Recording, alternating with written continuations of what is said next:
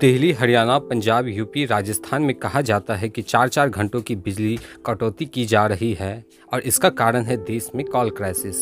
देश के करीब 135 थर्मल पावर प्लांट्स में आधों की संख्या में 4 से 5 दिनों का ही कोल बचा हुआ है।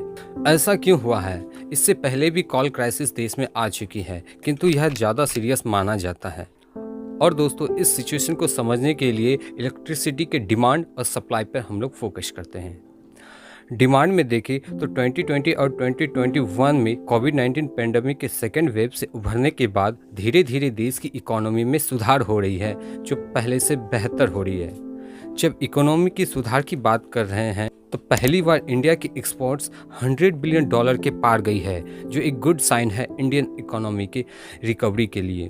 तो फैक्ट्री इंडस्ट्री रीओपन हो रही है, तो इसमें खपत होने वाली इलेक्ट्रिसिटी की मांग भी बढ़ गई है। आपको बता दें कि 70% इंक्रीज़ हुआ है इलेक्ट्रिसिटी के कंजप्शन में 2019 के मुकाबले, जब पैंडेमिक नहीं थी। दूसरी ओर सरकार का कहना है पिछले कई सालों में किए जा रहे प्रयासों से लगभग 2.3 करोड़ नए कंज्यूमर्स तक बिजली पहुंचाई गई है, जिससे बिजली की कंजप्शन बढ़ गई है। तो इलेक्ट्रिसिटी के कंजप्शन में बढ़ोतरी का ये 1-2 कारण है। और दूसरी ओर सप्लाई में बात करते हैं। इलेक्ट्रिसिटी के प्रोडक्शन में हमारे देश में फॉसिल सोर्स में 70% कोल का यूज हो रहा है थर्मल प्लांट्स में। नॉन फॉसिल सोर्स में 15% तक हाइड्रो पावर से जनरेट किया जाता है इलेक्ट्रिसिटी। देश की इलेक्ट्रिसिटी के प्रोडक्शन में सबसे बड़ा स्टेक कोल का है और इसी कोल के सप्लाई में क्राइसिस आई है। और इस क्राइसिस का कारण क्या है? पिछले महीने में हुई बारिश, जिससे माइनिंग के कामों में प्रभावित हुई है और इसके साथ ही साथ लॉजिस्टिक के कार्य में भी प्रभाव आया है। इंडिया में कोल क्राइसिस का जो दूसरा कारण है इंपोर्टेड कोल। भारत अपनी ज़रूरत के कोल को प्रोड्यूस भी करता है और इंपोर्ट भी करता है, जिसमें Indonesia, Australia, south Africa main है। हुआ ये है कि इंपोर्टेड कोल का प्राइस 40% तक बढ़ गया है। इसका कारण क्या है?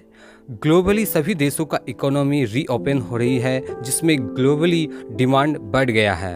और कुछ हद तक चाइना ने भी अपने एक्सपोर्ट्स बंद कर दिए हैं, क्योंकि चाइना में भी ब्लैकआउट की स्थिति बन चुकी है।